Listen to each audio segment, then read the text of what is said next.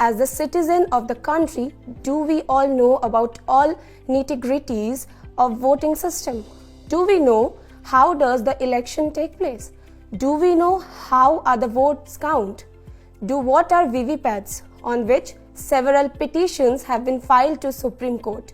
To know more about the matters that matter, today we have with us Malika Roy Chaudhary, Head of the Department History of Sister Nivedita University.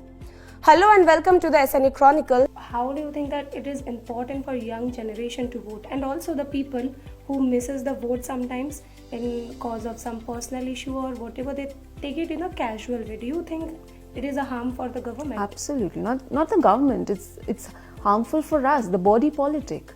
Who makes the body politic? It's people, right? Yeah. And if we only complain that corruption is rampant, nobody promises, delivers what they promise. But if we are not exercising our right to vote, we don't have a right to complain. And it is a fundamental duty on our part to vote.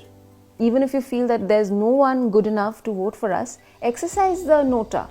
Go to you're not getting a holiday from the government or your state government just to, sleep at home and watch more videos on YouTube. The idea is to go and actually practice your fundamental democratic right of choosing who you want to represent your grievances, your issues. And if you're not going to exercise that as part of the youth, you have an entire future ahead of you. You are making the electorate, you are making the democratic governments ideally, and everything that's supposed to work well for our country. So I would urge all my students, apart from the rest of the body politic, to exercise their right to vote, because what else do we have but ourselves and the future ahead of us?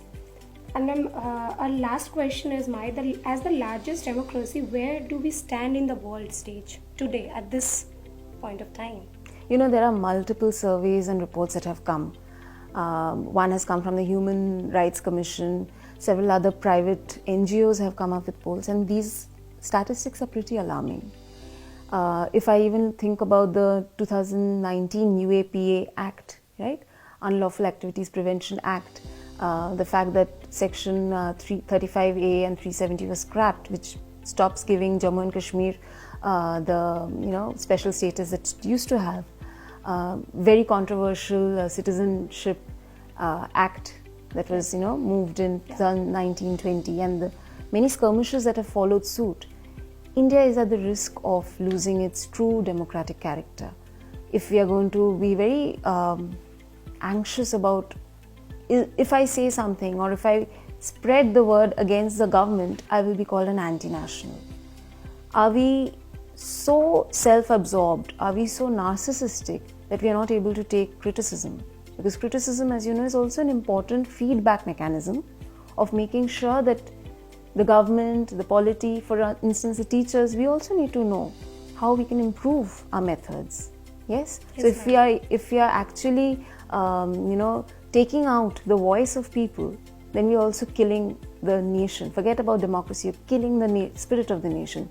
The zeitgeist, that is this, spirit of the time, calls for us to be more cautious and more conscientious about society, about politics, about our everyday lives. And if we are not allowing democracy, the right to speech, the right to move, the right to express oneself freely, we are therefore no longer a sovereign, secular, democratic republic.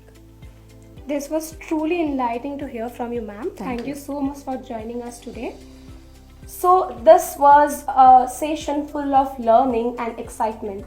We'll be back with another episode with insightful updates here on the SNE Chronicle, refreshingly different.